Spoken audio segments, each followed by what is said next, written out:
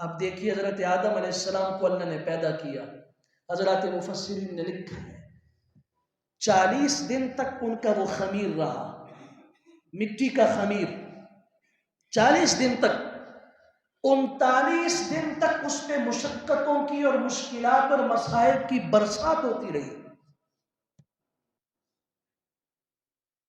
40واں دن آخری خوشی کا دن تھا، راحت کا دن تھا۔ یہ بتا دیا کہ تمہاری بنیاد میں مشقتیں ہیں، تم نے مشقتوں کے بیچ سے گزر کے آخر میں ایسی جگہ پہنچنا ہے کہ اس وقت کی کامیابی کے بعد کوئی مشقت نہیں ہے، بھول جاؤ۔ وَيَأْتِيهِ الْمَوْتُ مِنْ كُلِّ مَكَانٍ وَمَا هُوَ بِمَيِّتٍ۔ اس دن موت ہر طرف سے آ کے بھی موت بھی فائدہ نہیں دے گی، موت بھی مر جائے گی۔ کامیابی چاہتے تو ہم سب ہیں، لیکن ہم سے ایک بہت بڑی غلطی یہ ہوئی کہ ہم نے منزل کو یاد نہیں رکھا کہ اصل کامیابی کی منزل کیا ہے۔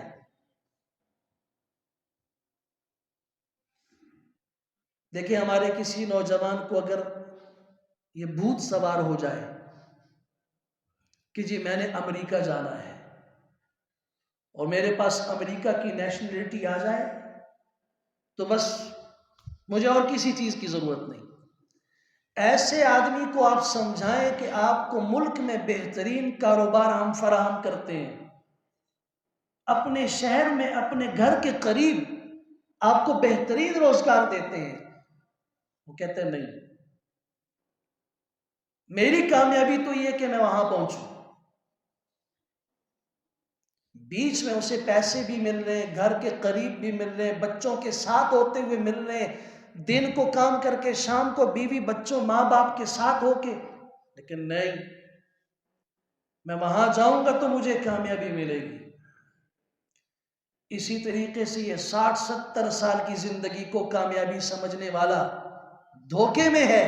اس کی حقیقی کامیابی تو یہ ہے کہ جب یہ اللہ کے سامنے کھڑے ہو، اللہ تعالیٰ فرمائے میں اس بندے سے راضی ہوں اور یہ مجھ سے راضی تھا، پھر سمجھ لیجئے کہ یہ کامیابی ہے۔ کون ہے اللہ کی نظر میں کامیاب؟ وَأَمَّا مَن تَابَ وَآمَنَ وَعَمِلَ صَالِحًا فَعَسَىٰ أَن يَكُونَ مِنَ الْمُفْلِحِينَ۔ توبہ، ایمان اور عمل صالح، 3 چیزیں جب اس کی زندگی میں آئیں، اللہ فرمانے فَعَسَىٰ، امید ہے۔ رب کے لیے امید نہیں ہوتی، اس بندے کو امید رکھنی چاہیے، اللہ کی طرف سے یقین ہے، ان یکون من المفلحین، اسے امید کرنی چاہیے کہ ہو سکتا ہے اب میں کامیاب لوگوں میں داخل ہو گیا ہوں۔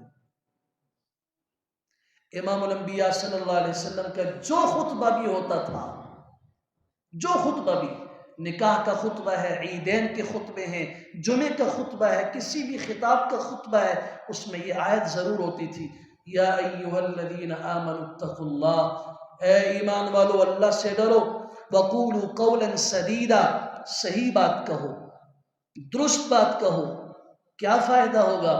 یصلح لکم اعمالکم، اللہ تمہارے عمل ٹھیک کر دے گا، تمہارے اعمال کی اصلاح کر دے گا، وَيَغْفِرْ لَكُمْ ذُنُوبَكُمْ، وہ تمہارے گناہ معاف کر دے گا، وَمَن يُطِعِ اللَّهَ وَرَسُولَهُ، جس نے اللہ اور اس کے رسول کی مان کے زندگی گزاری، فَقَدْ فَازَ فَوْزًا عَظِيمًا، یہ کامیاب ہوا، اس نے بڑی کامیابی حاصل کی۔ سورہ بقرہ کی ابتدائی آیات ہی پڑھ لیجئے، ذَلِكَ الْكِتَابُ، یہ قرآن مجید، لا ریب فی، اس میں کوئی شک نہیں، ھدی للمتقین، پرہیزگاروں کے لیے ہدایت ہے۔ کون ہے پرہیزگار؟ ان کا انعام کیا ہے؟